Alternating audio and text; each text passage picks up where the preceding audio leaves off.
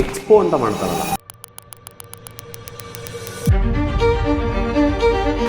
ಈ ತುಂಬ ಒಂದು 500ರಿಂದ 700 ಜನದ ಒಂದು ಸ್ಟಾಲ್ ಎಲ್ಲ ಕೊಡ್ತಾರೆ, ಇಲ್ಲ 300, 100, 150 ತನಕ ಎಲ್ಲ ಇರುತ್ತೆ. ನಮ್ಮ BIEC ಬೆಂಗಳೂರಲ್ಲ ನಡೆಯುತ್ತೆ. ಕರೆಕ್ಟ್. ಇದೇ ರೀತಿ MSME ರಿಲೇಟೆಡ್ಸು ಕೂಡ ಎಷ್ಟೋ ಎಕ್ಸ್ಪೋಗಳು ನಡೀತಾ ಇದೆ. Correct. So any benefits specific ಆಗಿ ಈ ಎಕ್ಸ್ಪೋ ಇಂದ MSMEಲಿ ಪಾರ್ಟಿಸಿಪೇಟ್ ಮಾಡೋರಿಗೆ ಸಿಗುತ್ತಾ?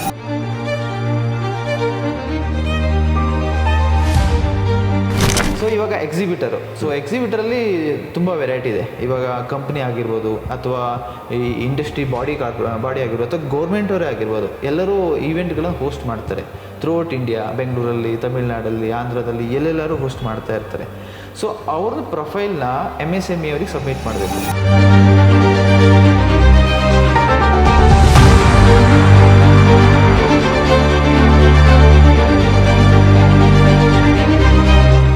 ಮಂಜೋರೆ, ಮುಗಿತಾ ಎಲ್ಲ ನಿಮ್ಮ ಫೈಲಿಂಗ್ ಸೀಸನ್ನು? ಎಲ್ಲ ಸೀಸನ್ ಮುಗೀತು, ಮತ್ತೆ ಬ್ಯಾಕ್ ಟು ನಮ್ಮ ವರ್ಕ್. ಸೊ ಈಗ ನನಗೊಂದು ಆ್ಯಕ್ಚುಲಿ ಒಂದು ಕ್ವಶನ್ ಇತ್ತು ನಿಮಗೆ, ಅವತ್ತು ಹೇಳಿದ್ನಲ್ಲ ಕಾಲಲ್ಲಿ. ಸೊ ಈ ಎಕ್ಸ್ಪೋ ಅಂತ ಮಾಡ್ತಾರಲ್ಲ, ಯೂಶಲಿ ಎಕ್ಸಿಬಿಷನ್ಸು ಎಕ್ಸ್ಪೋ ಅಂತೆಲ್ಲ ನಡೆಸ್ತಾರೆ. ಕರೆಕ್ಟ್. ಸೊ ಈ ತುಂಬ ಒಂದು 500ರಿಂದ 700 ಜನದ ಒಂದು ಸ್ಟಾಲ್ ಎಲ್ಲ ಕೊಡ್ತಾರೆ, ಇಲ್ಲ 300, 100, 150 ತನಕ ಎಲ್ಲ ಇರುತ್ತೆ. ನಮ್ಮ BIEC ಬೆಂಗಳೂರಲ್ಲ ನಡೆಯುತ್ತೆ. ಕರೆಕ್ಟ್. ಇದೇ ರೀತಿ MSME ರಿಲೇಟೆಡ್ಸು ಕೂಡ ಎಷ್ಟೋ ಎಕ್ಸ್ಪೋಗಳು ನಡೀತಾ ಇದೆ. Correct. So any benefits specific ಆಗಿ ಈ ಎಕ್ಸ್ಪೋ ಇಂದ MSMEಲಿ ಪಾರ್ಟಿಸಿಪೇಟ್ ಮಾಡೋರಿಗೆ ಸಿಗುತ್ತಾ? ಡೆಫಿನೆಟ್ಲಿ ಸಿಗುತ್ತೆ. ಸೊ ಇದರಲ್ಲಿ ಎರಡಿದೆ. ಒಂದು ನ್ಯಾಷನಲ್ ಲೆವೆಲ್, ಅಂದರೆ ಥ್ರೂಔಟ್ ಇಂಡಿಯಾದಲ್ಲಿ ಏನೇ ಈ ಥರ ಫೇರಲ್ಲಿ ಅಥವಾ ಎಕ್ಸಿಬಿಷನಲ್ಲಿ ಅಥವಾ ಎಕ್ಸ್ಪೋದಲ್ಲಿ MSME ಅವರು ಪಾರ್ಟಿಸಿಪೇಟ್ ಮಾಡಿದ್ರೆ ಅವರಿಗೆ ಬೆನಿಫಿಟ್ ಸಿಗುತ್ತೆ.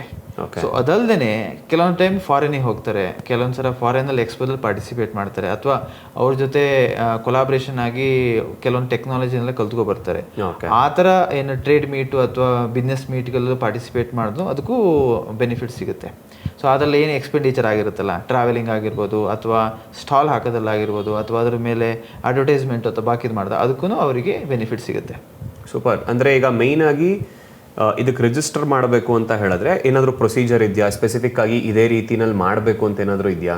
ಹೌದು, ಇದರಲ್ಲಿ ಒಂದು ಸ್ವಲ್ಪ ಸ್ಮಾಲ್ ಕಾಂಪ್ಲಿಕೇಶನ್ ಅಲ್ಲ, ಸ್ವಲ್ಪ ಅಂಡರ್ಸ್ಟ್ಯಾಂಡಿಂಗ್ ಬೇಕು. ಮುಂಚೆನೇ ಸ್ವಲ್ಪ ಪ್ಲ್ಯಾನ್ ಆಫ್ ಆ್ಯಕ್ಷನ್ ಇದ್ದರೆ, ಸೊ ಪ್ರಾಪರಾಗಿ ಒಂದು ಬೆನಿಫಿಟನ್ನು ಒಂದು MSMEಗೆ ಒಂದು ಎಕ್ಸಿಬಿಟರು ಅಂದರೆ ಯಾರು ಈವೆಂಟ್ ಹೋಸ್ಟ್ ಮಾಡ್ತಾರಲ್ಲ ಅವರು ಡೆಫಿನೆಟ್ಲಿ ಅವರಿಗೆ ಪಾಸ್ ಆನ್ ಮಾಡ್ಬೋದು. ಅಂದರೆ ಈಗ ಮೇನ್ ಇರೋದೇ ಎಕ್ಸಿಬಿಟರ್ ಮೇಲ್ಗಡೆ, ಈಗ ಅವನಿಂದನೇ ಎಲ್ಲದನ್ನು ಬೆನಿಫಿಟ್ ಪಾಸ್ ಆನ್ ಆಗುತ್ತೆ. ಹಾಗಾದ್ರೆ ಹೌದು, ಎಕ್ಸಿಬಿಟರೇ ಒನ್ ಆಫ್ ದ ಏನು ಎನೇಬಲರ್ ಅಂತ ಹೇಳ್ಬೋದು. ಅಂದರೆ ಈವೆಂಟ್ ಆರ್ಗನೈಸ್ ಮಾಡೋ ವ್ಯಕ್ತಿ. ಕರೆಕ್ಟ್. ಈವೆಂಟ್ ಆರ್ಗನೈಸ್ ಮಾಡೋ ವ್ಯಕ್ತಿನೇ ಈ ಸ್ಕೀಮಲ್ಲಿ ಅಥವಾ ಈ ಬೆನಿಫಿಟನ್ನು MSMEಗೆ ಪಾಸ್ ಆನ್ ಮಾಡೋಂಥ ಎಲ್ಲದೂ ಅವನಿಗೆ ಕಂಟ್ರೋಲ್ ಇದೆ. ಅಂದರೆ ಅವನೇ ಅದನ್ನ ಆ್ಯಕ್ಷನ್ ತೊಗೊಂಡಿಲ್ಲ ಅಂದರೆ ಅವರಿಗೆ ಪಾಪ ಆಮೇಲೆ ಸಿಗಲ್ಲ. So that is one trick point ಇದೆ. ಸೊ ಅದು ಸುಮಾರು ಜನಕ್ಕೆ ಆ ಪಾಯಿಂಟ್ ಗೊತ್ತಿಲ್ಲ. ಕೆಲವೊಂದು ಸಲ ಏನಾಗುತ್ತೆ ಅಂದರೆ ಎಕ್ಸಿಬಿಟರ್ ಮಾಡಿರ್ತಾನೆ, ಅವನ ಡ್ಯೂಟಿ ಅವ್ನು ಮಾಡಿಬಿಟ್ಟಿರ್ತಾನೆ, ಬಟ್ ಈವೆಂಟಲ್ಲಿ ಪಾರ್ಟಿಸಿಪೇಟ್ ಮಾಡೋರು ಕೆಲವರಿಗೆ ಗೊತ್ತೇ ಇರೋದಿಲ್ಲ. ಹೌದು. ಸೊ ಅವಾಗ ಅವ್ರು ಏನು ಮಾಡ್ತಾರೆ, ಅವ್ರು ಕ್ಲೇಮ್ ಮಾಡೋದನ್ನು ಮರ್ತೋಗ್ಬಿಟ್ಟಿರ್ತಾರೆ. ಅದಕ್ಕೊಂದು ಟೈಮ್ ಲೈನ್ ಇದೆ. ಆ ಟೈಮ್ ಲೈನ್ ಮಾಡಿಲ್ಲ ಅಂತಂದರೆ ಆಟೋಮೆಟಿಕ್ಲಿ ಅದು ಎಲ್ಯಾಪ್ಸ್ ಆಗಿಬಿಡುತ್ತೆ. ಸೊ ಸ್ಪೆಸಿಫಿಕ್ ಟೈಮ್ ಡ್ಯೂರೇಷನ್ ಒಳಗಡೆ ಬೆನಿಫಿಟ್ ತಗೋಬೇಕು. Correct, exactly. ಒಂದು ಟೈಮ್ ಪೀರಿಯಡ್ ಕೊಟ್ಟಿದ್ದಾರೆ, ನಾನು ಎಕ್ಸ್ಪ್ಲೇನ್ ಮಾಡ್ತೀನಿ. ಈಗ ಎಕ್ಸಿಬಿಟರ್ ಅಂತ ಒಂದು ಕಡೆ ತೊಗೊಂಡ್ರೆ ಮತ್ತೊಂದು MSME ಅಂದರೆ ಯಾರು ಪಾರ್ಟಿಸಿಪೆಂಟ್ ಇದ್ದಾರೆ, ಇವೆರಡು ಪಾರ್ಟಿ ಲೆಕ್ಕದಲ್ಲಿ ನಾವು ಆಲೋಚನೆ ಮಾಡ್ತೀವಿ. ಅಂದರೆ ಒಂದು ಪಾರ್ಟಿಸಿಪೆಂಟ್ ಅಂತ ಲೆಕ್ಕ ಅಂತ ಆಲೋಚನೆ ಮಾಡಿದ್ರೆ ನಾವು ಕರೆಕ್ಟಾಗಿ ಅವ್ರಿಗೆ ಏನೇನು ಮಾಡಬೇಕು ಅಂತ ನಾವು ಹೇಳಿದ್ರೆ, ಸೊ ಡೆಫಿನೆಟ್ಲಿ ಆ ಬೆನಿಫಿಟನ್ನು ಪಾಸ್ ಆನ್ ಮಾಡ್ಬೋದು. ಸೊ ಫಸ್ಟ್ ಯಾರಿಂದ ಸ್ಟಾರ್ಟ್ ಮಾಡೋಣ, ಎಕ್ಸಿಬಿಟರಿಂದನಾ ಅಥವಾ ಪಾರ್ಟಿಸಿಪೆಂಟ್? ಫಸ್ಟ್ ಎಕ್ಸಿಬಿಟರ್, ಯಾಕೆಂದರೆ ಅವನೇ ಎಲ್ಲದಕ್ಕೂ ಮೂಲ ಕಾರಣ ಅವನು. ಸೊ ಇವಾಗ ಎಕ್ಸಿಬಿಟರಲ್ಲಿ ತುಂಬ ವೆರೈಟಿ ಇದೆ. ಇವಾಗ ಕಂಪ್ನಿ ಆಗಿರ್ಬೋದು ಅಥವಾ ಈ ಇಂಡಸ್ಟ್ರಿ ಬಾಡಿ ಆಗಿರ್ಬೋದು ಅಥವಾ ಗೌರ್ಮೆಂಟವರೇ ಆಗಿರ್ಬೋದು, ಎಲ್ಲರೂ ಈವೆಂಟ್ಗಳನ್ನು ಹೋಸ್ಟ್ ಮಾಡ್ತಾರೆ ಥ್ರೂಔಟ್ ಇಂಡಿಯಾ. ಬೆಂಗಳೂರಲ್ಲಿ, ತಮಿಳ್ನಾಡಲ್ಲಿ, ಆಂಧ್ರದಲ್ಲಿ ಎಲ್ಲೆಲ್ಲರೂ ಹೋಸ್ಟ್ ಮಾಡ್ತಾ ಇರ್ತಾರೆ. ಸೊ ಅವ್ರದ್ದು ಪ್ರೊಫೈಲ್ನ MSME ಅವರಿಗೆ ಸಬ್ಮಿಟ್ ಮಾಡಬೇಕು. ಮಿನಿಸ್ಟ್ರಿ ಆಫ್ ಏನು ಸ್ಮಾಲ್ ಸ್ಕೇಲ್ ಇಂಡಸ್ಟ್ರಿ ಇದೆ ಅವರಿಗೆ. ಸೊ ಅವ್ರದ್ದು ಆಫೀಸು DFO ಆಫೀಸ್ ಅಂತ ಅಂತೀವಿ. So 33 DFO office across India ಇದೆ. ರೀಜನಲ್ ಆಫೀಸು ಕರ್ನಾಟಕದಲ್ಲೇ ಒಂದಿರುತ್ತೆ, ಕೆಲವೊಂದು ಸ್ಟೇಟಲ್ಲಿ 2 ಇರುತ್ತೆ, ಕೆಲವೊಂದು 2 ಸ್ಟೇಟಿಗೆ ಸೇರಿ ಒಂದಿರುತ್ತೆ. ಸೊ ನಮ್ಮದು ಬೆಂಗಳೂರಲ್ಲಿ ಒಂದು DFO ಆಫೀಸ್ ಇದೆ. ಸೊ ಅಲ್ಲೇನಂತಂದರೆ ಅಲ್ಲಿಗೆ ಯಾರು ಎಕ್ಸಿಬಿಟರ್ ಇರ್ತಾರಲ್ಲ, ಯಾರು ಈವೆಂಟ್ ಹೋಸ್ಟ್ ಮಾಡ್ತಾರಲ್ಲ, ಅವ್ರ ಪ್ರೊಫೈಲ್ನ ಮತ್ತು ಅವ್ರ ಎಕ್ಸ್ಪೀರಿಯನ್ಸ್ನ ಮತ್ತು ಈವೆಂಟ್ ಎಲ್ಲಿ ಹೋಸ್ಟ್ ಮಾಡ್ತಾ ಇದ್ದಾರೆ ಅದನ್ನು ಅಲಾಂಗ್ ವಿತ್ ಲೀಸ್ಟ್ ಆಫ್ ಪಾರ್ಟಿಸಿಪೆಂಟನ್ನು ಸಬ್ಮಿಟ್ ಮಾಡಬೇಕು. ಸಪ್ರೇಟ್ ಒಂದು ಡಾಕ್ಯುಮೆಂಟ್ ಲೀಸ್ಟ್ ಮಾಡಿ ಸೊ ಅವ್ರ ಹತ್ರ ಅಪ್ರೂವಲ್ ತೊಗೋಬೇಕು. ಇದರಲ್ಲಿ ಒಂದು ಕ್ಯಾಚ್ ಏನಿದೆ ಅಂದರೆ ವಿತಿನ್ 60 days ಒಳಗೆ ನಾವು ಕಳಿಸ್ಬೇಕು. ಸೊ ನಾವು ಯಾವ ಥರ ಒಂದು ಈವೆಂಟ್ ಹೋಸ್ಟ್ ಮಾಡ್ತಾ ಇದ್ದೀವಿ ಅಂತಂದರೆ 60 ದಿವಸ ಮುಂಚೆನೇ ನಾವು ಅವರಿಗೆ ಅಪ್ಲಿಕೇಶನ್ ಕೊಟ್ಟು ನಾವು ಈ ಥರ ಎಕ್ಸ್ಪೀರಿಯನ್ಸ್ ಇದ್ದೀವಿ, ನಮ್ಮ 3 ಇಯರ್ಸ್ ಬ್ಯಾಲೆನ್ಸ್ ಶೀಟ್ ಈ ಥರ ಇದೆ, ನಾವು ಈ ಥರ ಇವೆಂಟ್ಗಳನ್ನು ಫಾಸ್ಟಾಗಿ ಹೋಸ್ಟ್ ಮಾಡಿದ್ವಿ, ಅದರಲ್ಲಿ ಈ ಥರ MSMEಗಳು ಬೆನಿಫಿಟ್ ತೊಗೊಂಡಿದ್ದಾರೆ. ಅಂದರೆ ಈ ಪಾರ್ಟಿಸಿಪೇಟ್ ಮಾಡಿದ್ದಾರೆ, ಫುಟ್ ಪ್ರಿಂಟ್ ಬಂದಿದೆ, ಅವರಿಗೆ ಎನ್ಕ್ವೈರೀಸ್ ಬಂದಿದೆ, ಅವರಿಗೆ ಎಕ್ಸ್ಪೋಜರ್ ಸಿಕ್ಕಿದೆ, ಹೊಸ ಹೊಸ ಟೆಕ್ನಾಲಜಿ ಕಲ್ತಿದ್ದಾರೆ. ಸೊ ಆ ಥರದನ್ನ ನಾವು ಪ್ರೆಸೆಂಟ್ ಮಾಡಬೇಕು. ಓಕೆ. ಸೊ ಅವಾಗ ಏನಾಗುತ್ತೆ, ಅವರಿಗೆ ಅಂಡರ್ಸ್ಟ್ಯಾಂಡ್ ಆಗುತ್ತೆ, ಹಾಂ ಇವರಿಗೆ ನಾನು ಈ ಸ್ಕೀಮಲ್ಲಿ ಕರ್ಕೊಳ್ಳೋದ್ರಿಂದ ಎಕ್ಸಿಬಿಟರ್ ಇವೆಂಟ್ರನ್ನೇ, ಸೊ ಇವ್ರು ಈ ಥರದ್ದು MSMEನೆಲ್ಲ ಹೋಸ್ಟಲ್ಲಿ ಅಥವಾ ಈವೆಂಟಲ್ಲಿ ಪಾರ್ಟಿಸಿಪೇಟ್ ಮಾಡಕ್ಕೆ ಕೊಡ್ತಾರೆ. ಸೊ ಅದು MSMEಗೆ ಅಲ್ಟಿಮೇಟ್ಲಿ ಬೆನಿಫಿಟ್ ಪಾಸ್ ಆಗುತ್ತೆ ಅನ್ನೋದು we have to make understand. ಅವ್ರಿಗೆ ಅಂಡರ್ಸ್ಟ್ಯಾಂಡ್ ಮಾಡಿ ಮೇನ್ ಕ್ಯಾಚ್ ಇರೋದು 2 ತಿಂಗಳಿಗಿಂತ ಮುಂಚೆನೇ ಇದನ್ನ ಲಿಸ್ಟ್ ನ ಸಬ್ಮಿಟ್ ಮಾಡಿ ಅಪ್ರೂವಲ್ ಬರಬೇಕು. ಇಲ್ಲ ಅಂತ ಹೇಳಿದ್ರೆ ಇದನ್ನ ಮಾಡ್ಲಿಕ್ಕೆ ಆಗಲ್ಲ. ಈ ಬೆನಿಫಿಟ್ ಯಾರಿಗೂ ಪಾಸ್ ಆನ್ ಮಾಡೋದಕ್ಕೆ ಬರಲ್ಲ. ಸೊ ಅದಕ್ಕಾಗಿ ನಾನೇನು ರಿಕ್ವೆಸ್ಟ್ ಮಾಡೋಕ್ಕೆ ತುಂಬ ಜನಕ್ಕೆ ನಾನು ಕೇಳ್ತಾ ಇದ್ದೀನಿ, ನೀವು ಆ ಥರ ಇವೆಂಟ್ ಹೋಸ್ಟ್ ಮಾಡಿ. ಕೆಲವರಲ್ಲಿ ಪಾಪ ಗೊತ್ತೇ ಇರಲ್ಲ, ಇವೆಂಟ್ ಮಾಡ್ತಾ ಇರ್ತಾರೆ. ಸೊ ಅವ್ರಿಗೇನು ಕಷ್ಟ ಅಂತಂದರೆ, ಯಾರೋ ಒಬ್ಬರನ್ನ ಅಪ್ರೋಚ್ ಮಾಡಿ ನೀವು ಸ್ಟಾಲ್ ಹಾಕಿ ನೀವು ಬೆನಿಫಿಟ್ ಆಗುತ್ತೆ ಅಂದರೆ, at the end stall cost ಎಷ್ಟು ಅಂದರೆ 1.5 ಲಕ್ಷ 2 ಲಕ್ಷ ಅಂತಾರೆ. ಯಾಕೆಂದರೆ ಈ ಬೆಂಗಳೂರಲ್ಲೇ ಜಾಗಕ್ಕೆ ಕಾಸ್ಟ್ಲಿ. 1.5-2 ನನ್ನ ಪ್ರಕಾರ ಹೇಳ್ಬೇಕು ಅಂದ್ರೆ 5 ವರ್ಷದಿಂದ ಇರೋ ಚಾರ್ಜಸ್ ಇವತ್ತು ಅದಕ್ಕಿಂತ ಜಾಸ್ತಿ 3, 4, 5 ಲಕ್ಷ ತನಕ ಎಲ್ಲ ಹೋಗಿದೆ. ಕರೆಕ್ಟ್. ಅರಮನೆ ಪ್ಯಾಲೇಸ್ ಎಲ್ಲ ಹಾಕ್ತಾ ಇದ್ದಾರೆ ಅಥವಾ BIS ಎಲ್ಲ ಹಾಕ್ತಾ ಇದ್ದಾರೆ ಅಂದರೆ ಡೆಫಿನೆಟ್ಲಿ ಆ ಜಾಗಕ್ಕೆ ಕಾಸ್ಟ್ ಇದೆ. ಸೊ ಅವ್ರಿಗೀಗ ಈವೆಂಟ್ ಹೋಸ್ಟ್ ಮಾಡೋನಿಗೆ ಏನು ಅದು ಸಸರಲ್ಲ, ಅಷ್ಟು ಜನ ಕರ್ಕೊಬಂದು ಸ್ಟಾಲ್ ಕೊಟ್ಟು ಅವರಿಗೂ ಅದೊಂದು ಮಾರ್ಕೆಟಿಂಗ್ ಸ್ಟ್ರಾಟಜಿ ಕಾಸ್ಟ್ ಆಗುತ್ತೆ. ಯಾಕೆ ಅಷ್ಟು ಜನ ಕರ್ಕೊಬರ್ಬೇಕಲ್ಲ ಆ ಕಾಸ್ಟಿಗೆ. ಸೊ ಅವರೇನು ಈ ಬೆನಿಫಿಟನ್ನು ಹೇಗೆ ಯೂಸ್ ಮಾಡ್ಬೋದು ಅಂದರೆ, ಅವರಿಗೆ ಬೆನಿಫಿಟ್ ಪಾಸ್ ಆನ್ ಆಗೋದಕ್ಕೆ ಅವರಿಗೂ ಕಾಸ್ಟ್ ಕಮ್ಮಿ ಆಗುತ್ತೆ. ಸೊ ಇವ್ರಿಗೆ ಏನಾಗುತ್ತೆ, ನಾನು ಅದು ಸೇಲ್ ಮಾಡೋದಕ್ಕೆ ಈಸಿ ಆಗುತ್ತೆ, ಸ್ಟಾಲನ್ನು ಸೇಲ್ ಮಾಡೋದಕ್ಕೆ ಈಸಿ. ಇಲ್ಲ ನನ್ನ ಆ್ಯಕ್ಚುಲ್ ಕಾಸ್ಟು ಇಷ್ಟು, ಬಟ್ ನೀನು ನಾಳೆ ಬೆನಿಫಿಟ್ ತೊಗೊಂಡ್ರೆ ನಿನಗೆ ಇಷ್ಟಕ್ಕೆ ಆಗುತ್ತೆ ಅನ್ನೋದು ಹೇಳ್ಬೋದು. ಈಗ 100 ರೂಪಾಯಿ ಆಗುತ್ತೆ ಒಂದು ಸ್ಟಾಲ್ ಹಾಕೋಕ್ಕೆ ಅಂತಂದರೆ, ನಾಳೆ ಅವನು ಬೆನಿಫಿಟ್ ಅವನಿಗೆ ಪಾಸನ್ನು ನಾವು ಕ್ಲೇಮ್ ಮಾಡಿದ್ರೆ ಅದು 80 ರೂಪಾಯಿ ರಿಯಂಬರ್ಸ್ಮೆಂಟೇ ಬಂದ್ಬಿಡುತ್ತೆ. ಬರೀ 20 ರೂಪಾಯಿ ಕಾಸ್ಟ್ ಆಗುತ್ತೆ. ಆಲ್ಮೋಸ್ಟ್ 80% ರಿಯಂಬರ್ಸ್ಮೆಂಟೇ ಬರುತ್ತೆ. 80% ರಿಯಂಬರ್ಸ್ಮೆಂಟ್ ಸ್ಟಾಲ್ದು. ಓಕೆ. ಟ್ರಾವೆಲಿಂಗ್ ಬೇರೆ. ಅದ್ರ ಮೇಲೂ ಟ್ರಾವೆಲಿಂಗು ಕೊಡ್ತಾರೆ. ಹಾಂ, ಟ್ರಾವೆಲಿಂಗ್ ಕೊಡ್ತಾರೆ. ಸೊ ಈ ಥರದ ಬೆನಿಫಿಟನ್ನು ಯಾರು ಈವೆಂಟ್ ಹೋಸ್ಟ್ ಸ್ವಲ್ಪ ಮುಂದಾಗಿ ಆ್ಯಕ್ಷನ್ ತೊಗೊಂಡ್ರೆ ಡೆಫಿನೆಟ್ಲಿ ಅವನು MSME ಪಾಸ್ ಆನ್ ಮಾಡೋದು. ಅದರಿಂದ ಅವನಿಗೇನು ಬೆನಿಫಿಟ್ ಆಗುತ್ತೆ ಅಂದರೆ, ಅವನು ಜಾಸ್ತಿ ಸ್ಟಾಲನ್ನು ಸೇಲ್ ಮಾಡ್ಬೋದು. ಈಗ ಅಲ್ಟಿಮೇಟ್ಲಿ ಅವನಿಗೆ ಏನು ಬೇಕು, ಜಾಸ್ತಿ ಜನ ಬರಬೇಕು, ಜಾಸ್ತಿ ಸ್ಟಾಲ್ ಆಗಬೇಕು, ಪಾರ್ಟಿಸಿಪೇಟ್ ಆಗಬೇಕು. ಅವನಿಗೆ ಎಷ್ಟು ಫುಟ್ಬಾಲ್ ಆಗುತ್ತೋ ಅವ್ನು ನಾಳೆ ದಿವಸ ಮತ್ತೊಂದು ಎಕ್ಸ್ಪೋ ಮಾಡೋಕೆ ಅವನಿಗೆ ಮೋಟಿವೇಶನ್ ಸಿಗುತ್ತೆ. ಹೌದು. ಯಾಕೆಂದರೆ ಅವ್ನ ಹಿಸ್ಟ್ರಿ ಅಂದರೆ ಅವನ ಟ್ರ್ಯಾಕ್ ರೆಕಾರ್ಡ್ ಡೆವಲಪ್ ಆಗ್ತಾ ಹೋಗುತ್ತೆ.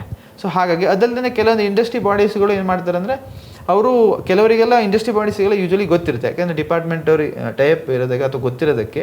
ಸೊ ಅವ್ರೇನು ಮಾಡ್ತಾರೆ, ಯೂಶ್ವಲಿ ಅವರಿಗೆಲ್ಲ ಒಂದು ನಾಲೆಜ್ ಇರುತ್ತೆ, ಯಾಕೆಂದರೆ ಇಂಟರ್ ಕನೆಕ್ಟೆಡ್ ಅಲ್ಲ. ಸೊ ಅವರಾಗಿ ಇಂಟರ್ ಡಿಪಾರ್ಟ್ಮೆಂಟ್ ಫೈಲ್ ಮೂವ್ ಆಗುತ್ತೆ. ಸೊ ಅವ್ರಿಗೆ ಅಪ್ರೂವಲ್ ಪ್ರೊಸೆಸ್ ಸ್ವಲ್ಪ ಚೇಂಜು. ಈಗ ನಾವೇನು ಹೊರಗಡೆ ಪ್ರೈವೇಟ್ ಅವರು ಅಥವಾ ಬೇರೆ ಯಾರು ವಾಲಂಟ್ರಿ ಆಗಿ ಅಥವಾ ಕೆಲವೊಂದು NGOಗಳಿರುತ್ತೆ, ಕೆಲವೊಂದು ಅಸೋಸಿಯೇಷನ್ ಇರುತ್ತೆ, ಅವರೆಲ್ಲ ವಾಲಂಟ್ರಿಯಾಗಿ ರಿಜಿಸ್ಟ್ರೇಷನ್ ಮಾಡ್ಕೋಬೇಕು.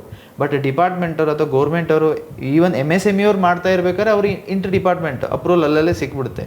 ಸೊ ಅವರಿಗೆ ಸಪ್ರೇಟ್ ಅಪ್ಲಿಕೇಶನ್ ಅಂತ ಏನಿಲ್ಲ, ಒಂದು ಲೆಟ್ರ್ ಸೆಕ್ರೆಟರಿಯಿಂದ ಈ ಮಿನಿಸ್ಟ್ರಿ ಸೆಕ್ರೆಟರಿ ಪಾಸ್ ಆಗುತ್ತೆ, ಈ ಥರದ್ದು ಈವೆಂಟ್ ಇದೆ ಅಲ್ಲಿ ಪಾರ್ಟಿಸಿಪೇಟ್ ಮಾಡಲಿಗೆಲ್ಲ ಅಲೋ ಮಾಡಿಬಿಡಿ ಅಂತ ಇರುತ್ತೆ. ಸೊ ಇದು ಬಂದು ನಾನು ಹೇಳ್ತಾ ಇರೋದು ಎಕ್ಸಿಬಿಟರಿಗೆ. ಸೊ ಇದರಿಂದ ಒಂದ್ಸಲ ಒಂದು ರಿಜಿಸ್ಟರ್ ಮಾಡಿದ ಮೇಲೆ MSME ಅವ್ರು ಏನು ಮಾಡ್ತಾರೆ ಅಂದರೆ, ಈ ಥರ ಈವೆಂಟ್ಗಳ ಲೀಸ್ಟನ್ನು ಒಂದು ಕಡೆ ಹಾಕ್ತಾರೆ. ಓಕೆ.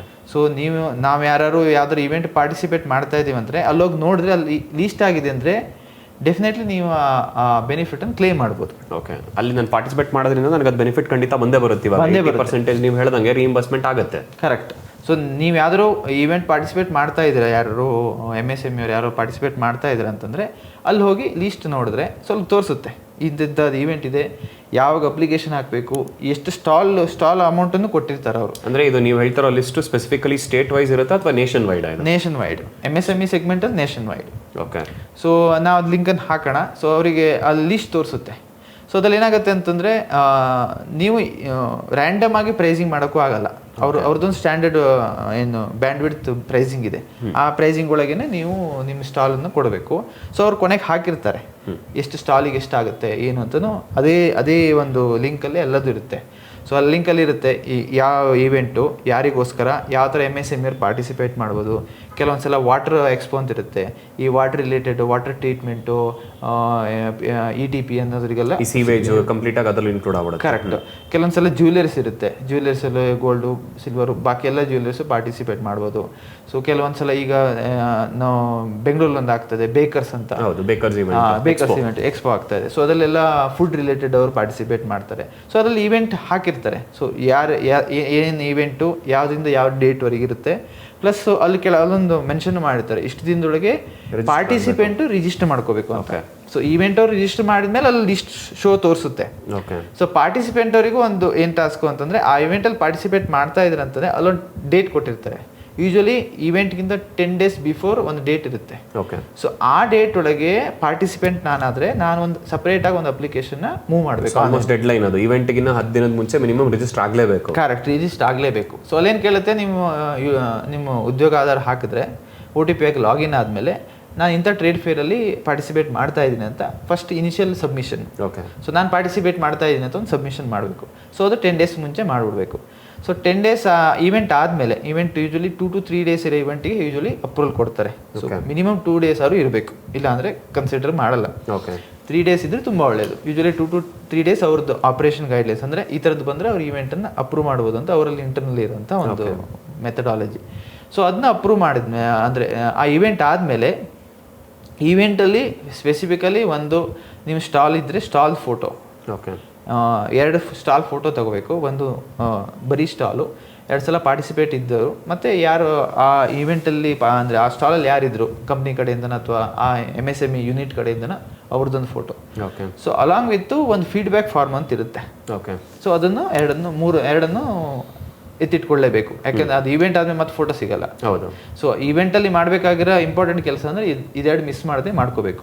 ಡಾಕ್ಯುಮೆಂಟ್ಸ್ನ ಪ್ರೊಕ್ಯೂರ್ ಮಾಡ್ಕೋಬೇಕು. ಪಾರ್ಟಿಸಿಪೇಟ್ ಮಾಡಿದ್ದೀನಿ ಅನ್ನೋದಕ್ಕೆ ಅದು ಪ್ರೂಫ್, ಅದು ಪ್ರೂಫ್. ಸೊ ಅದಾದಮೇಲೆ ನೆಕ್ಸ್ಟು ಅವ್ರು ಇನ್ವಾಯ್ಸ್ ಕೊಡ್ತಾರೆ ಆ ಈವೆಂಟ್ ಹೋಸ್ಟರು, ಅದಕ್ಕೆ ರಿಸಿಪ್ಟ್ ಕೊಡ್ತಾರೆ. ಅದನ್ನೆಲ್ಲ ಬಂಡಲ್ ಮಾಡಿ ಒಂದಿಷ್ಟು ಕವರಿಂಗ್ ಲೆಟ್ರು, ಒಂದಿಷ್ಟು ಡಾಕ್ಯುಮೆಂಟೇಷನ್ ಅಡಿಷನ್ ಇರುತ್ತೆ. ಅದಿಷ್ಟನ್ನು ಈವೆಂಟ್ ಮುಗಿದ ತಕ್ಷಣ ಮತ್ತೆ ಅಗೇನ್ ಆನ್ಲೈನಲ್ಲಿ ಸಬ್ಮಿಟ್ ಮಾಡಿ ಫಿಸಿಕಲ್ ಕಾಪಿನ ರೆಸ್ಪೆಕ್ಟಿವ್ DFO. ಈಗೇನಾಗುತ್ತೆ ಅಂದರೆ ಈವೆಂಟ್ ಬೆಂಗಳೂರು ಆಗ್ತಾ ಇರುತ್ತೆ, ಬಟ್ ನೀವು ಮುಂಬೈಯಿಂದ ಬಂದು ಪಾರ್ಟಿಸಿಪೇಟ್ ಮಾಡ್ತೀರಾ, ಮತ್ತು ಯಾರೋ ಜಮ್ಮುವಿಂದ ಬಂದು ಪಾರ್ಟಿಸಿಪೇಟ್ ಮಾಡ್ತಾರೆ, ಮತ್ತು ಯಾರು ಉತ್ತರ ಪ್ರದೇಶದಿಂದ ಬಂದು ಪಾರ್ಟಿಸಿಪೇಟ್ ಮಾಡ್ತಾರೆ. ಸೊ ನಿಮ್ಮ ಅಪ್ಲಿಕೇಶನ್ ಬೆಂಗಳೂರಿಗೆ ಬರಲ್ಲ. ಓಕೆ. ನೀವು ಎಲ್ಲಿ ರಿಜಿಸ್ಟರ್ಡು, ಅಂದರೆ ನೀವು ಅಹಮದಾಬಾದ್ ರಿಜಿಸ್ಟರ್ ಆಗಿದೆ ಅಲ್ಲಿ DFO ಹೋಗುತ್ತೆ. ಓಕೆ. ಸೊ ಮುಂಬೈಲಿ ರಿಜಿಸ್ಟರ್ ಆಗಿದೆ ಮುಂಬೈಗೆ ಹೋಗುತ್ತೆ. ಬಟ್ ನಾನು ಈವೆಂಟ್ ಮಾಡ್ತಾ ಇರೋದು ಬೆಂಗಳೂರನ್ನು, ನಾನು ಬೆಂಗಳೂರು DFOಗೆ ಅಲ್ಲಿ ಹೋಗಿ ಅಪ್ರೂವಲ್ ತಗೋಬೇಕು. ನಾನು ಈವೆಂಟ್ ಆಗ್ತಾ ಇರೋದು ಬೆಂಗಳೂರಲ್ಲಿ, ಬಟ್ ಪಾರ್ಟಿಸಿಪೇಟ್ ಅಕ್ರಾಸ್ ಇಂಡಿಯಾದಿಂದ ಬರ್ತಾ ಇರಬೇಕಾದ್ರೆ ಅವರ ರೆಸ್ಪೆಕ್ಟಿವ್ DFO ಹೋಗಿ ಅಲ್ಲೇ ಸಬ್ಮಿಷನ್ ಮಾಡಬೇಕು. ಸೊ ಇವೆಂಟ್ ಮುಗಿದ ನಂತರ ಸಬ್ಮಿಷನ್ ಮಾತ್ರ ಅವ್ರ ರೆಸ್ಪೆಕ್ಟಿವ್ DFOದಲ್ಲಿ. ಅದು ಇವೆಂಟ್ ರಿಜಿಸ್ಟರ್ ಆಗಬೇಕಾದ್ರೆ ಯಾವ ಸ್ಟೇಟ್ ಅಲ್ಲಿ ಅಥವಾ ಯಾವ ಡಿಸ್ಟ್ರಿಕ್ಟ್ ಅಲ್ಲಿ ಆಗತ್ತೆ ಆ ಒಂದು DFO ನಲ್ಲಿ ರಿಜಿಸ್ಟರ್ ಆಗಬೇಕು. ಕರೆಕ್ಟ್. ಸೊ ಇದು ಹೇಗೆ ಅಂದ್ರೆ ಟೆಕ್ನಿಕಲಿ ಅವರಿಗೆ ಕನ್ಫ್ಯೂಷನ್ ಕ್ರಿಯೇಟ್ ಮಾಡಿ ಇಟ್ಟಿದ್ದಾರೆ. ಕರೆಕ್ಟ್. ರಿಜಿಸ್ಟರ್ ಆಗೋದು ಒಂದ್ ಕಡೆ, ಡಾಕ್ಯುಮೆಂಟ್ ಸಬ್ಮಿಟ್ ಮಾಡೋದು ಇನ್ನೊಂದು ಕಡೆ. ಕರೆಕ್ಟ್. ಸೊ ಏಕೆಂದ್ರೆ ಅದಕ್ಕೆ ಫುಲ್ ಅಥಾರಿಟಿ ಇರೋದು ಆ ರೆಸ್ಪೆಕ್ಟಿವ್ DFOಗೆ. ಅಂದರೆ ನನ್ನ ಸ್ಟೇಟು ಗುಜರಾತು, ನನ್ನ DFO ಗುಜರಾತಲ್ಲಿ ಇದೆ ಅಂತಂದರೆ ನಾನು ಈವೆಂಟ್ ಅಕ್ರಾಸ್ ಇಂಡಿಯಾ ಎಲ್ಲಿ ಬೇಕಾದ್ರೂ ಪಾರ್ಟಿಸಿಪೇಟ್ ಮಾಡ್ಬೋದು. ಬಟ್ ಅದು ಪಾರ್ಟಿಸಿಪೇಟ್ ಆಗಿರೋ ಡೀಟೇಲ್ಸ್ನ ನಾನು ಇಲ್ಲಿ ತಂದು ಸಬ್ಮಿಟ್ ಮಾಡಲೇಬೇಕು, ಯಾಕೆಂದರೆ ಅವನಿಗೆ ಅಥಾರಿಟಿ ಇರುತ್ತೆ. ಬಟ್ ಈವೆಂಟ್ ಹೋಸ್ಟ್ ಮಾಡ್ತಾ ಇರೋನಿಗೆ ಎಲ್ಲಿ ಈವೆಂಟ್ ಹೋಸ್ಟ್ ಮಾಡ್ತಾ ಇರುತ್ತೆ ಅಲ್ಲಿ DFO ಮಾತ್ರ ಅವನಿಗೆ ಅಥಾರಿಟಿ ಇರೋದು. ಹಾಂ, ಇದರಲ್ಲಿ ಇನ್ನೊಂದು ಕ್ಯಾಚ್ ಏನಂತಂದರೆ, ನಾನು ಈವೆಂಟ್ ಹೋಸ್ಟ್ ಮಾಡ್ತಾ ಇದ್ರೆ ನನಗೆ ವರ್ಷದಲ್ಲಿ 2 ಸಲ ನಾನು ಇನ್ವಾಲ್ವ್ ಆಗ್ಬೋದು. ಅಂದರೆ ಈ ಸ್ಕೀಮಿಗೆ ನಾನು ಹೋಗ್ಬೋದು. ನನಗೆ 10 ಈವೆಂಟ್ ನಾನು ಮಾಡ್ಬೋದು ಈ ವರ್ಷ, ಬಟ್ ನಾನು 2 ಈವೆಂಟ್ಸ್ ಮಾತ್ರ ನಾನು ಕ್ಲೇಮ್ ಮಾಡ್ಬೋದು. ಸೊ ಅದಲ್ಲೂ ಕ್ಯಾಪಿಂಗ್ ಇದೆ ಅವ್ರಿಗೆ. ಕ್ಯಾಪಿಂಗ್, ನೀವು ವರ್ಷದಲ್ಲಿ ಒಂದು 50 ಈವೆಂಟ್ ಮಾಡಿ, ಬಟ್ ನಿಮಗೆ ಬೆನಿಫಿಟ್ ಪಾಸ್ ಆನ್ ಮಾಡೋಕ್ಕಾಗತ್ತೆ ಬರೀ 2 ಈವೆಂಟ್ಗೆ ಮಾತ್ರ. ಕರೆಕ್ಟ್. ಇದರಿಂದ ಏನಾಗುತ್ತೆ ಅಂದರೆ ಮೊನೋಪಲಿ ಥರ ಆದಂಗೆ ಆಗಲ್ಲ ಒಂದು. ಎರಡನೇದು ಎಲ್ಲರಿಗೂ ಅಪಾರ್ಚುನಿಟಿ ಕೊಟ್ಟಂಗೆ ಆಗುತ್ತೆ. ಈಗ ಈವೆಂಟ್ ಹೋಸ್ಟ್ ಮಾಡೋರು ತುಂಬ ಜನ ಇರ್ತಾರೆ, ಸೊ ಅವರಿಗೆ ಎಲ್ಲರಿಗೂ ಅಪಾರ್ಚುನಿಟಿ ಕೊಟ್ಟಂಗೆ ಆಗುತ್ತೆ. ಸೊ ಒಬ್ಬರಿಗೆ 10 ಈವೆಂಟಿಗೆ 20 ಈವೆಂಟ್ ಕೊಡ್ತಾ ಹೋದರೆ ಅದು ತುಂಬ ದೊಡ್ಡದಾಗುತ್ತೆ. ಕೊನೆಗೆ ಒಬ್ಬರೇ ಪಾರ್ಟಿಸಿಪೇಟ್ ಮಾಡ್ತಾ ಹೋಗ್ತಾ ಇರ್ತಾರೆ, ಬೇರೆಯವರಿಗೆ ಹೊಸದಾಗಿ ಬರೋರಿಗೆ ಅಪಾರ್ಚುನಿಟಿ ಸಿಗಲ್ಲ ಅನ್ನೋದು ಇಂಟೆನ್ಷನ್ ಇರ್ಬೋದು. ಅದೇ ಥರ ನಾನು MSME ಆಗಿ ನಾನು ಸ್ಟಾಲ್ ತೊಗೊಂಡು ನಾನು ಪಾರ್ಟಿಸಿಪೇಟ್ ಮಾಡಿದ್ರೆ ನನಗೊಂದು 2 times ಅಷ್ಟೇ ಇಯರ್ಲಿ. ಓಕೆ. ನಿಮಗೂ 2 ಸಲ ಕ್ಲೇಮ್ ಮಾಡೋಕ್ಕಾಗೋದು, ಹೋಸ್ಟ್ ಮಾಡೋನ್ಗೂ 2 ಸಲ ಕ್ಲೇಮ್ ಮಾಡೋಕ್ಕಾಗೋದು. ನೀವು ಎಷ್ಟಾದರೂ ಈವೆಂಟ್ ಅಟೆಂಡ್ ಮಾಡಿ, ಬಟ್ ಬೆನಿಫಿಟ್ ಸಿಗೋದು 2 ಈವೆಂಟ್ ಅಲ್ಲಿ ಅಷ್ಟೇ. ಕರೆಕ್ಟ್. ಸೊ ನೀವು ಚೂಸ್ ಮಾಡ್ಬೋದು, ನಿಮ್ಗೆ ಯಾವ್ದು ಬೇಕೋ ಅದಕ್ಕೆ ಮಾತ್ರ ನೀವು ಅಪ್ಲೈ ಮಾಡ್ಬೋದು. ಕರೆಕ್ಟ್. ಸೊ ಇದರಲ್ಲಿ ನಾನೇನು ಸ್ಟ್ರಾಟಜಿ ಹೇಳೋದಂತಂದರೆ, MSME ಅವರು ಎಲ್ಲೆಲ್ಲಿ ಅವರು ಮೆಟ್ರೋ ಸಿಟಿಯಲ್ಲಿ ಪಾರ್ಟಿಸಿಪೇಟ್ ಮಾಡ್ತಾರಲ್ಲ, ಬೆಂಗಳೂರು, ಮುಂಬೈ ಅಥವಾ ಬಾಕಿ ಮೆಟ್ರೋ ಸಿಟಿಯಲ್ಲಿ, ಸೊ ಯೂಶಲಿ ಮೆಟ್ರೋ ಸಿಟಿಯಲ್ಲಿ ಆಗೋದಕ್ಕೆ 1.5 ಲಕ್ಷದವರೆಗೆ ಕೊಡ್ತಾರೆ, 1.5 lakhsವರೆಗೆ.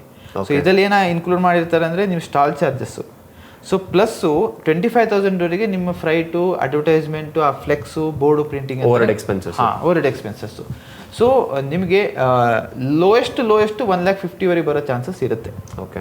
ಸೊ ನೀವು ಈ ವರ್ಷ ಎಷ್ಟು ಪಾರ್ಟಿಸಿಪೇಟ್ ಮಾಡಬೇಕು ಅಂತ ಕ್ಯಾಲ್ಕುಲೇಟ್ ಮಾಡಿ, ಅದರಲ್ಲಿ ಮೆಟ್ರೋ ಸಿಟಿಯಲ್ಲಿ ಎಷ್ಟು ಮಾಡ್ತಾ ಇದ್ರೆ ಅಂತ ಕ್ಯಾಲ್ಕುಲೇಟ್ ಮಾಡಿ, ಅದ್ರ ಪ್ರಕಾರ ನೀವು ಅಪ್ರೋಚ್ ಮಾಡಿದ್ರೆ ನಿಮ್ಗೇನಿಲ್ಲ ಅಂದರೆ 3 lakhವರೆಗೆ ಓಕೆ ಬರೀ ಸ್ಟಾಲ್ ಹಾಕಿರೋ ಎಕ್ಸ್ಪೆನ್ಸಸ್ಸೇ ರಿಕವರಿ ಆಗ್ಬಿಡುತ್ತೆ. ಅಂದರೆ 2 ಇವೆಂಟು ಸೇರಿ 1.5 + 1.5 3 ಲಕ್ಷ. 3 ಲಕ್ಷ ನೀವು ಮಾರ್ಕೆಟಿಂಗ್ ಎಕ್ಸ್ಪೆನ್ಸ್ ರಿಕವರಿ ಮಾಡ್ದಂಗೆ. ಸೊ ಈಗೇನು MSME ಅವರಿಗೇನು ಸ್ಟಾಲ್ ಹಾಕೋದೇ ಒಂದು ಮಾರ್ಕೆಟಿಂಗ್ ಎಕ್ಸ್ಪೆನ್ಸಸ್. ಹೌದು. ಯಾಕೆ ಪ್ರೆಸೆನ್ಸ್ ಮಾಡ್ತಾರೆ, ಅಲ್ಲಿ ಅಡ್ವರ್ಟೈಸ್ ಮಾಡ್ತಾರೆ, ಅಲ್ಲಿ ಅಪ್ರೋಚ್ ಮಾಡ್ತಾರೆ.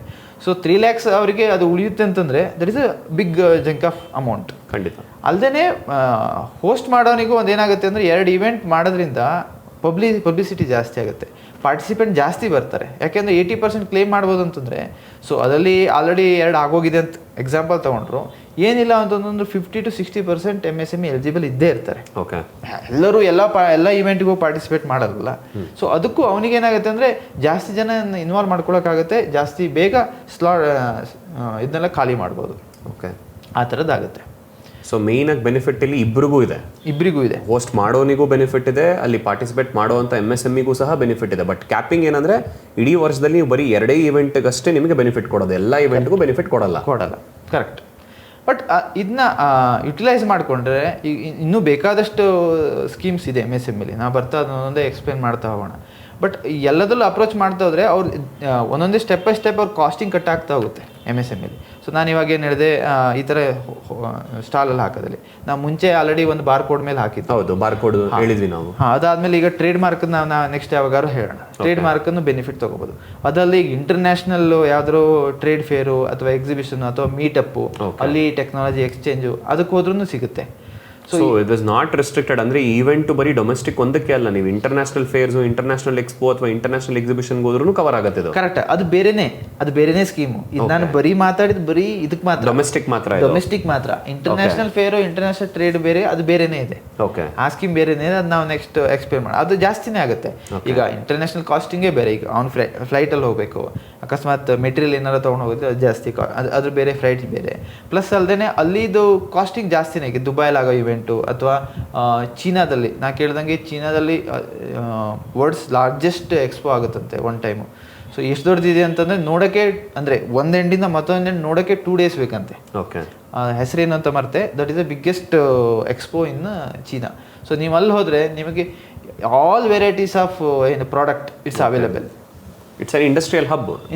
Technically correct. ಸೊ ಅವ್ರು ಎಲ್ಲದೂ ಪಾರ್ಟಿಸಿಪೇಟ್ ಮಾಡ್ತಾರೆ. ಸೊ ನೀವು ಅಲ್ಲೇನಾದ್ರು ಪಾರ್ಟಿಸಿಪೇಟ್ ಮಾಡ್ತೀರಾ ಅಥವಾ ಆ ಥರದಲ್ಲಿ ಹೋಗ್ತೀರಾ ಅಂತಂದ್ರೂ ನಿಮ್ಗೆ ಅದು ಕಾಸ್ಟಿಂಗೇ ಬೇರೆ ಆಗುತ್ತೆ. ಸೊ ಅದಕ್ಕೆ ಬೇರೆ ಸ್ಕೀಮ್ ಅಂದ್ರಲ್ಲೇ ಅದಕ್ಕೆ ಬೆನಿಫಿಟ್ ಸಿಗುತ್ತೆ. ಸೂಪರ್. ಸೊ ಈಗ what is a procedure to apply? ಈಗ be it a participant or be it a host, correct, ಈಗ ಅವ್ರ ಪ್ರೊಸೀಜರ್ ಏನಿದೆ, ಯಾವ ರೀತಿ ಅಪ್ಲೈ ಮಾಡಬೇಕು, ಇದಕ್ಕೇನಾದ್ರು ಸ್ಪೆಸಿಫಿಕ್ ರೂಲ್ಸ್ ಆ್ಯಂಡ್ ಗೈಡೆನ್ಸ್ ಇದೆಯಾ? ಇದೆ. ಸೊ MSME ವೆಬ್ಸೈಟಿಗೆ ಹೋದ್ರೇ ಸಿಗುತ್ತೆ. ಅದಲ್ಲದೆ ನಾನು ಹೇಳಬೇಕಂದ್ರೆ ಈವೆಂಟ್ ಹೋಸ್ಟ್ ಮಾಡೋರಿಗೆ he have to make sure 60 days ಒಳಗೇ ಅಪ್ಲಿಕೇಶನ್ ಫೈಲ್ ಮಾಡಿ ಅಪ್ರೂವ್ ಮಾಡಿಸ್ಕೋಬೇಕು. That is one major event, major timeline without missing.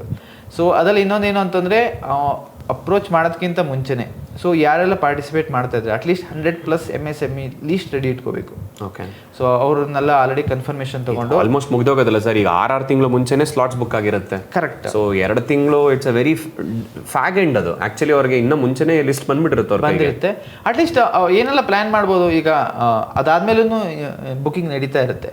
But at least ಏನು ಒಂದು 100+ MSME ಲಿಸ್ಟ್ ಮಾಡಿಕೊಂಡು 60 days ಮುಂಚೆನೇ ಅಪ್ಲಿಕೇಶನ್ ಫೈಲ್ ಮಾಡಿ ಅವ್ರದ್ದು 3 years balance sheet, 3 years income tax file, profile, past ಏನೇನು ಎಕ್ಸ್ಪೀರಿಯನ್ಸ್ ಮಾಡಿದ್ದಾರೆ ಎಕ್ಸ್ಪೋದಲ್ಲಿ ಅದಷ್ಟನ್ನು ಮಾಡಿ, ಅದರಿಂದ ಏನೇನು ಬೆನಿಫಿಟ್ MSME ಪಾಸ್ ಆನ್ ಮಾಡಿದೆ ಅಂತ ನೀಟಾಗಿ ಒಂದು ಫೈಲ್ ರೆಡಿ ಮಾಡಿ DFO ಆಫೀಸಿಗೆ ಸಬ್ಮಿಟ್ ಮಾಡಿ ಸ್ವಲ್ಪ ಫಾಲೋಅಪ್ ಮಾಡಬೇಕು. ದೇ ವಿಲ್ ಪ್ರೊಸೆಸ್, ಅದೇನು ತೊಂದರೆ ಇಲ್ಲ. ಯಾಕೆಂದರೆ ಅಲ್ಟಿಮೇಟ್ಲಿ MSMEಗೆ ಹೆಲ್ಪ್ ಆಗುತ್ತೆ ಅಂದರೆ they will also take a proper action immediately.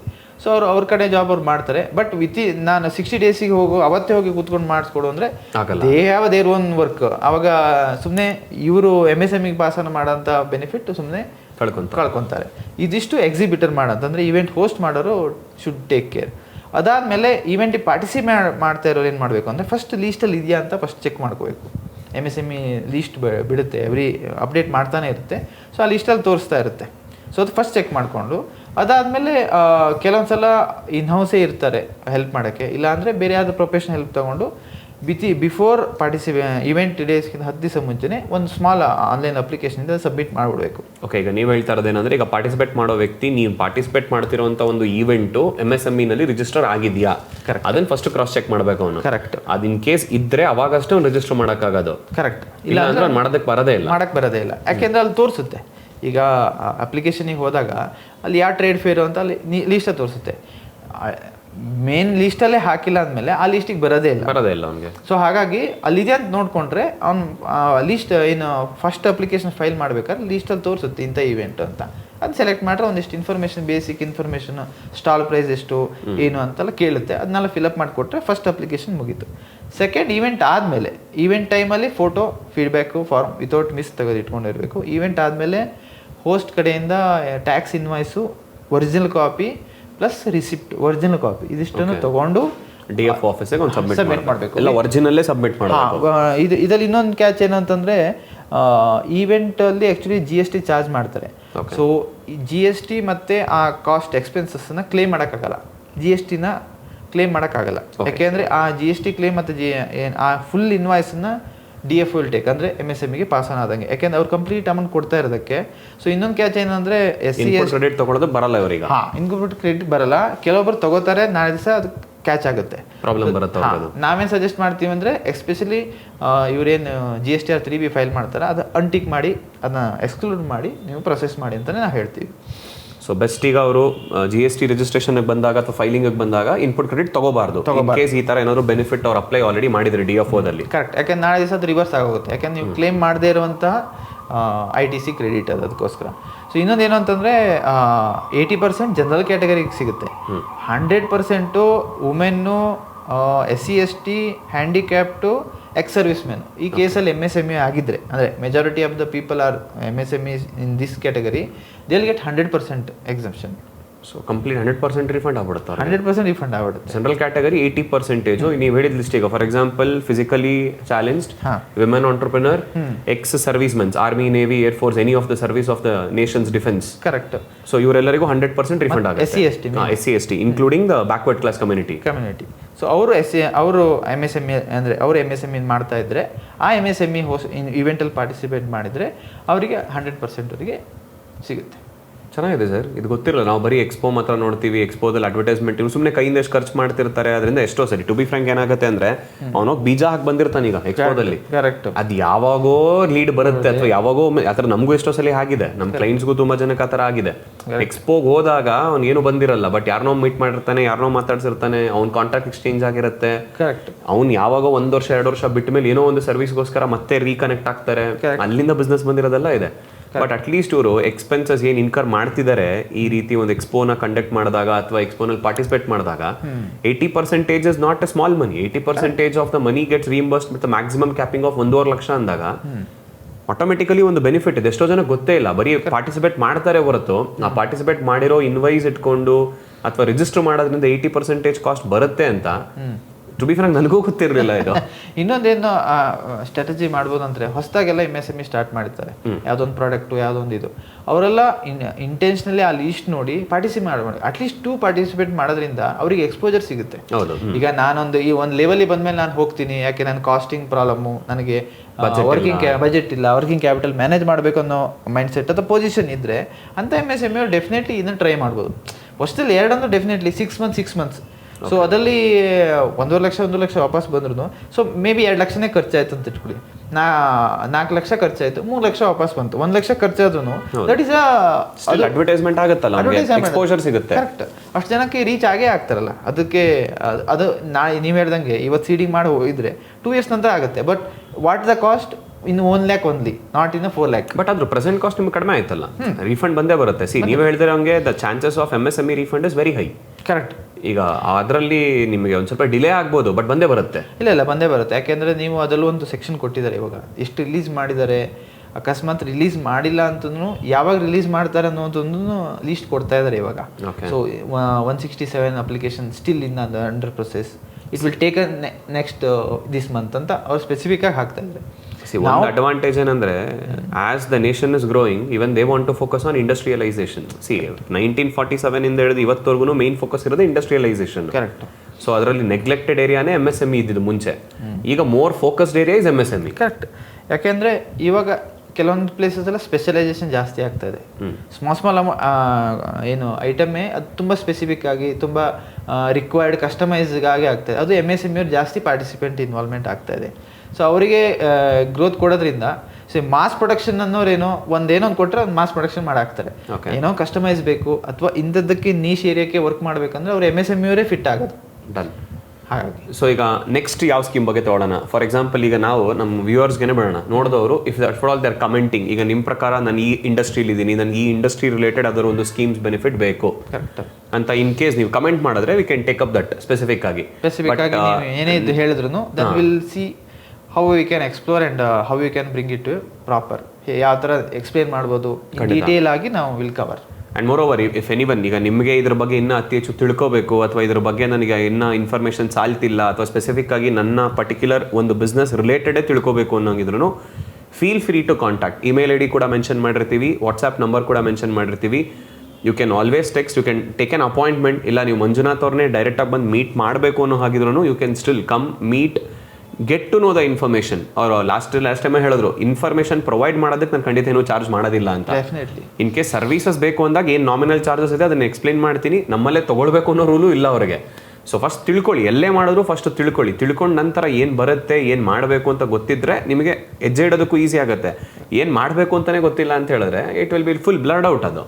ಯಾಕೆಂದರೆ ಸ್ಪೆಸಿಫಿಕ್ಕಾಗಿ ನಾವು ಮಾಡ್ತಾ ಇರೋ ಏರಿಯಾದಲ್ಲಿ ಸಬ್ಸಿಡಿ ಇನ್ಸೆಂಟಿವ್ ಸ್ಕೀಮ್ ಆ್ಯಂಡ್ ಗ್ರ್ಯಾಂಟ್ಸಲ್ಲಿ ತುಂಬ ವಾಸ್ಟ್ ಏರಿಯಾ. ಹೌದು. ಯಾಕೆ ಈಗ ಫಾರ್ ಎಕ್ಸಾಂಪಲ್ ನಾವು ಈಗ ಈ ಸ್ಕೀಮನ್ನೇ ಮಾತಾಡಿದ್ದು ಎಕ್ಸಿಬಿಟರಿಗೂ 2 ಟೈಮ್ಸು, ಪಾರ್ಟಿಸಿಪೆಂಟಿಗೂ 2 ಟೈಮ್ಸು. ಹೌದು. So paper work every time change ಆಗ್ಬೋದು.